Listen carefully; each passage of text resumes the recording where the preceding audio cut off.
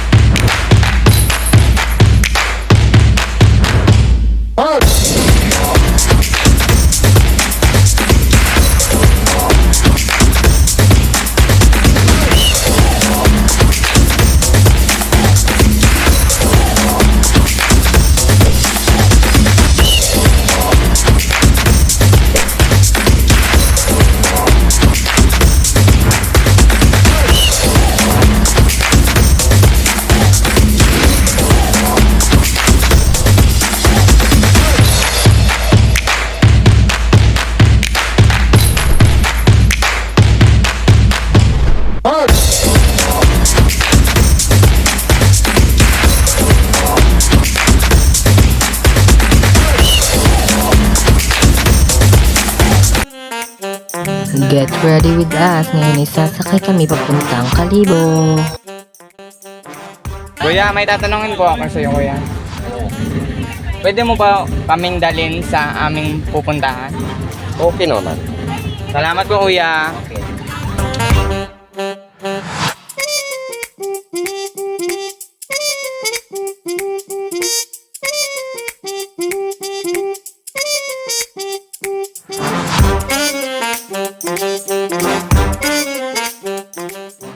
Guys, nandito na kami ngayon sa Changi and as you can see, madami talagang Ang tao. bumibili. Yes. So, pupunta tayo ngayon dun sa katedral. Tara guys. Tara guys, tara. So ayun mga katimba, naisip namin na magpalagay ng face paint dito.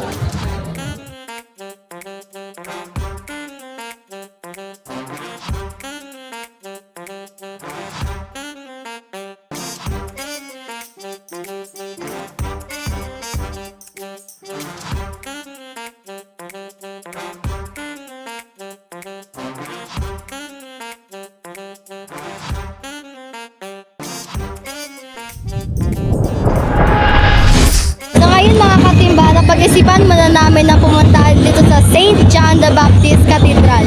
So, tara, pasok muna tayo doon upang magdasal.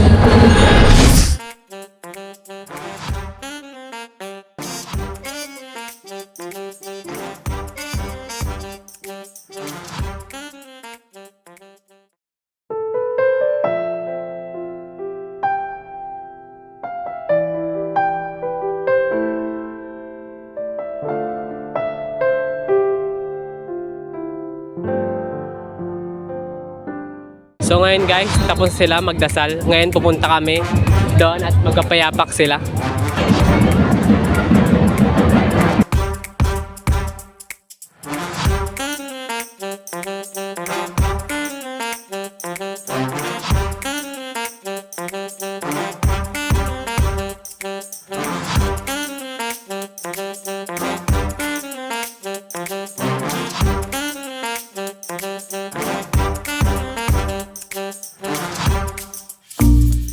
Sean guys, gawaan kita!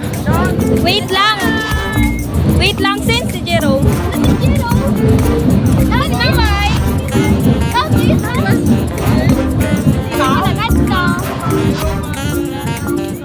wait lang, hato si Jerome mo. Tagalin mo. Jerome! Yak ka malanggal eh. Kaya na ka ba naman kinainusoy? Balik. Kanina ko pa kayo pinag-message pero hindi nyo ine-reply yung mga message ko. Gusto niya nagkakaon, naggutom na kami. Kaon ka lang, anay. Kaon ka lang, anay. Shot, mainit yun, man.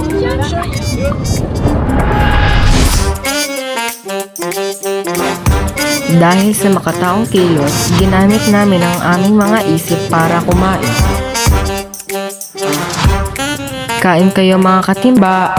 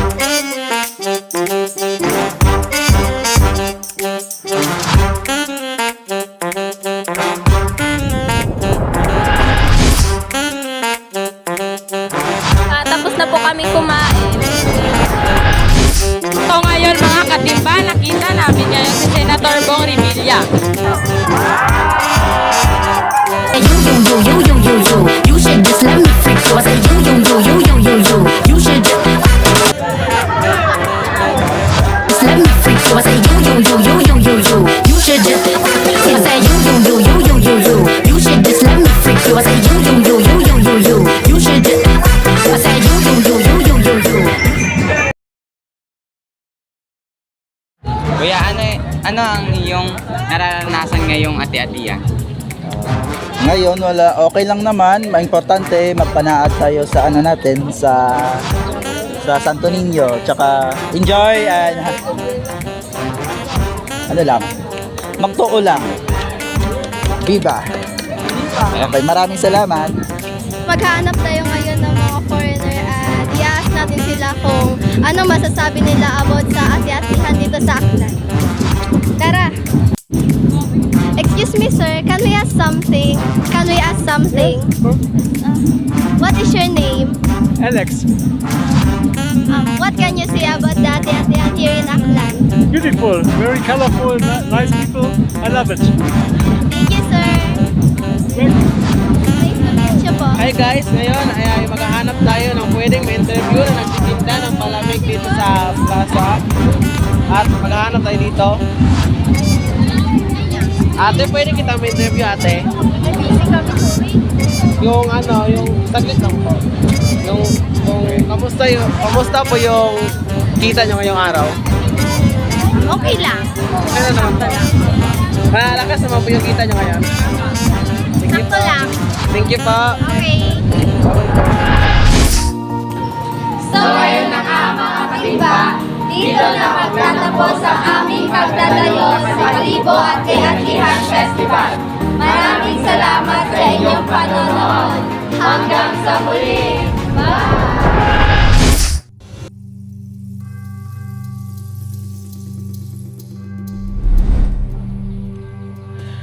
Ang pistang ati-atihan ay isang pistang Pilipino na ginaganap taon-taon sa Enero sa karangalan ng Santo Niño sa mga iilang bayan sa lalawigan ng Aklan. Nagaganap ang pinakamalaking pagdiriwang sa ikatlong linggo ng Enero sa bayan ng Kalibo, ang kabisera ng lalawigan.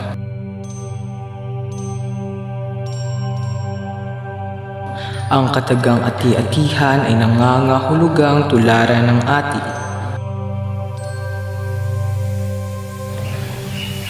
Ang katutubong pangalan para sa mga Aita, ang mga unang nakipamayan sa Panay at mga iba pang bahagi ng kapuluan noong una.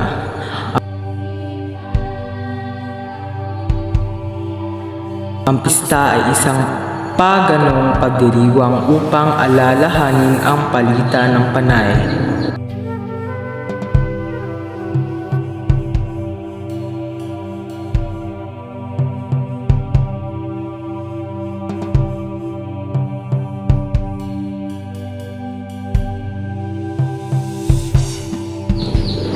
Kung saan nagtanggap ang mga Aita ng mga regalo mula sa mga Borneong datu na tumakas kasama ang kani-kanilang mga pamilya mula sa isang malupit na pinuno.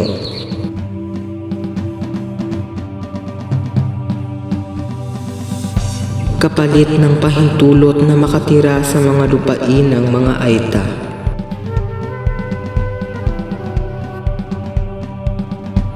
Nagdiwang sila sa pamamagitan ng sayaw at musika. Nagdiwang sila sa pamamagitan ng sayaw at musika.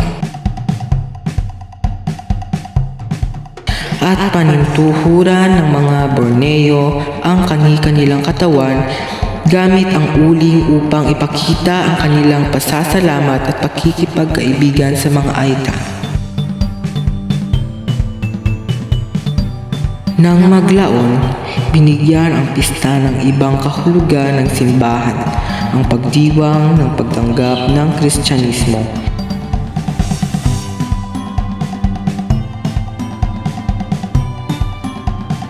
Na isinasagisag ng pagkarga ng imahe ng Santo Niño sa panahon ng prosesyon. Binubuo ang pista ng mga relihiyosong prosesyon at parada sa kalsada. Na nagpapakita ng mga korosang may tema, mga grupo ng mananayaw na nakasuot ng mga makulay na damit. mga bandang nagmamarcha at mga taong may pintura sa muka at katawan.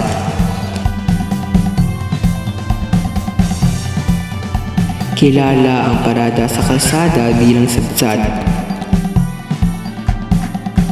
na ginagamit din ng mga taga-roon bilang kataga para sa kanilang paraan ng pagsasayaw kung saan ang mga paa ay sandaling kinakaladkad sa sahig sa tunog ng mga bandang nagmamarcha.